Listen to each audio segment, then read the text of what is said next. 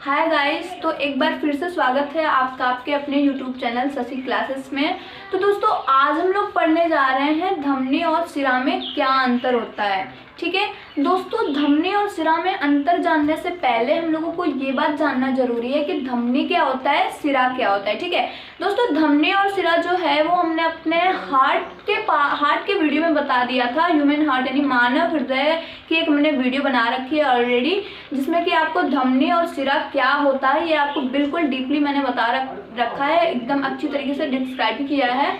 तो सबसे पहले आपको उस वीडियो को आप देख लेना, क्योंकि उसकी जो लिंक है मैंने डिस्क्रिप्शन में दे रखी है। आप उस चैप्टर को देख लीजिए। उसी चैप्टर से उठ के ये चैप्टर आया है कि धमनी और सिरा में अंतर क्या होता है। तो सबसे पहले आप लोग उसे देख लीजिए, और अगर आप लोग उसे देख चुके हैं तो चलिए बढ़ते हैं अपने टॉपिक की तरफ। तो दोस्तों, जो सबसे पहली बात है धमनी की, धमनी क्या है वो तो मैंने बता रखी है, लेकिन फिर भी एक बार थोड़ा रिवीजन कर लेते हैं हम लोग। तो जो सबसे पहली बात है, धमनी रुधिर को हृदय से अन्य अंगों व ऊतकों में ले जाती है। धमनी जो होती है वो रुधिर को, यानी कि जो ब्लड होता है, एक बार फिर से ध्यान से, धमनी रुधिर को हृदय से अन्य अंगों व ऊतकों में ले जाती है। ठीक है, तो जो ये धमनी होती है वो ब्लड को हृदय से अन्य ऊतकों और शरीरों के अंगों तक ले जाती है। ठीक है, पहला काम धमनी का ये कि जो ब्लड हृदय से ब्लड लेगी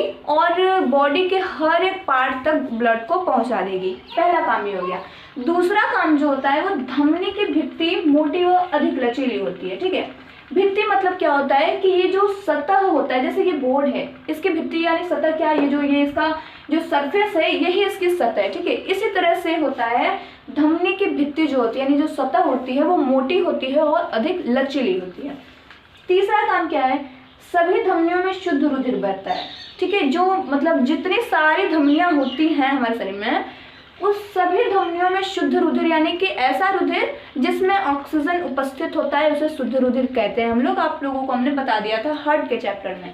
तो सभी धमनियों में शुद्ध रुधिर बहता है, लेकिन फेफड़े में जाने वाली पल्मोनरी या फिर महाधमनी में अशुद्ध रुधिर बहता है। ठीक है, क्यों बहता है? क्योंकि यही एक ऐसी धमनी है जिससे रुधिर फेफड़े में जाता है ऑक्सीकृत होने के लिए, और जब वो ऑक्सीकृत हो जाता है तब वह शुद्ध रुधिर कहलाता है। ठीक है, तो जो पल्मोनरी धमनी होती है, सारे शरीर से जो ब्लड होता है वो पल्मोनरी धमनी में आता है और वहीं से वो चला जाता है फेफड़े में, जहाँ पे उसे ऑक्सीजन मिल जाता है, उसके बाद वो शुद्ध रुधिर हो जाता है। ठीक है, तो ये हम लोग समझ गए। एक बार फिर से देखते हैं। सभी धमनियों में शुद्ध रुधिर बहता है, जितनी सारी धमनियां हैं सब में शुद्ध रुधिर बहता है, लेकिन फेफड़े में जाने वाली पल्मोनरी या फिर महाधमनी, ठीक है, उसमें अशुद्ध रुधिर बहता है। क्यों? क्योंकि वही जो एक ऐसी धमनी है जो उसे शुद्ध करने के लिए फेफड़ों तक ले जाती है, इसीलिए उसमें अशुद्ध रुधिर होता है।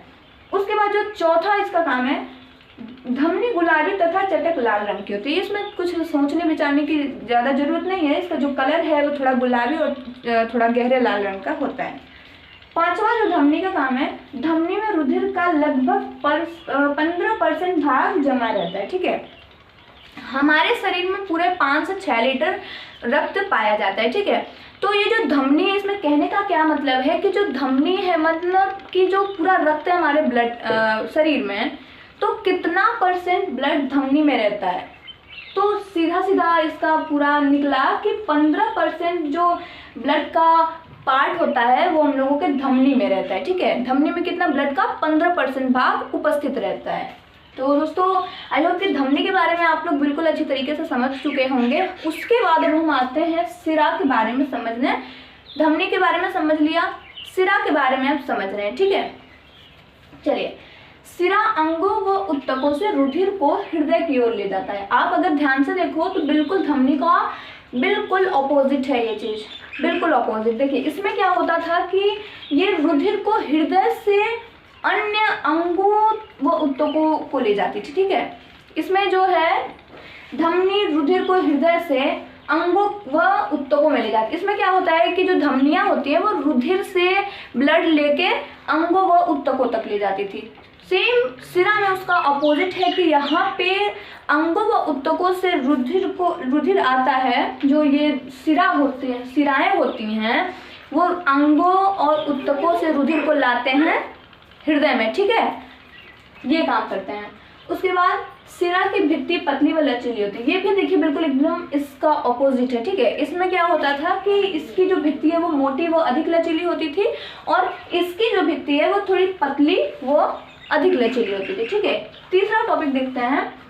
सभी सिराओं में अशुद्ध रुधिर बहता है लेकिन पल्मोनरी शिरा में शुद्ध रुधिर बहता है। इसमें बिल्कुल इसका ऑपोजिट है, आप ध्यान से देखो तो सभी सिराओं में अशुद्ध रुधिर बहता है जबकि पल्मोनरी शिरे में शुद्ध रुधिर बहता है। पल्मोनरी शिरे में शुद्ध रुधिर, देखिए कैसे हमारा जो बायां आलिंद होता है, बायां आलिंद में एक फुसफुस सिरा हमने आपको बता रखा था, फुसफुस सिरा होता है जहां से जो ब्लड होता है फेफड़े से आता है, उस फुसफुस सिरा द्वारा दोबारा हृदय में प्रवेश लेता है, ठीक है।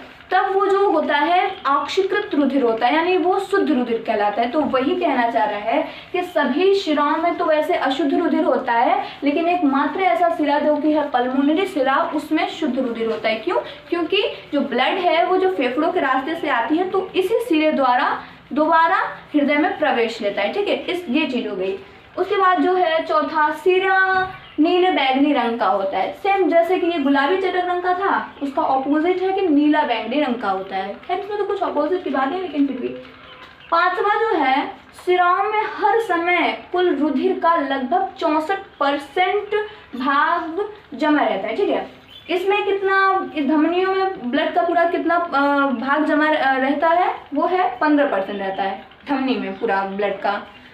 और इसमें क्या है, सिराओं में हर समय कुल रुधिर का लगभग 64% भाग जमा रहता है। यानी कि जो हमारे बॉडी में जितना भी ब्लड है, मान लीजिए 6 लीटर 5 लीटर ब्लड है, उसका 64% भाग अकेले सिराओं में जमा रहता है, ठीक है। क्योंकि यही जो है इसका परिवहन करते हैं ना, रुधिर इसी में से आता जाता रहता है, इसीलिए 64% जो ब्लड का भाग होता है वो अकेले इसमें यानी कि सिराओं में जमा रहता है, ठीक है। तो आई होप दोस्तों आप लोग धमनी और सिरा के जो अंतर होते हैं उसे आप समझ चुके होंगे। एंड आई होप कि आपको हमारी ये वीडियो अच्छी लगी होगी, और अगर वीडियो अच्छी लगी होगी तो हमारे इस वीडियो को लाइक कर दीजिएगा। चैनल पर नए हो तो चैनल को सब्सक्राइब कर दीजिएगा, ज़्यादा से ज़्यादा शेयर करिए जिससे कि आप जैसे हर एक स्टूडेंट अच्छी से अच्छी नॉलेज ले सकें। और आपके एक लाइक से हमारा बहुत ही उत्साह बढ़ता है, आगे और वीडियो बनाने के लिए हमें बहुत ही सपोर्ट मिलता है। Thank you so much.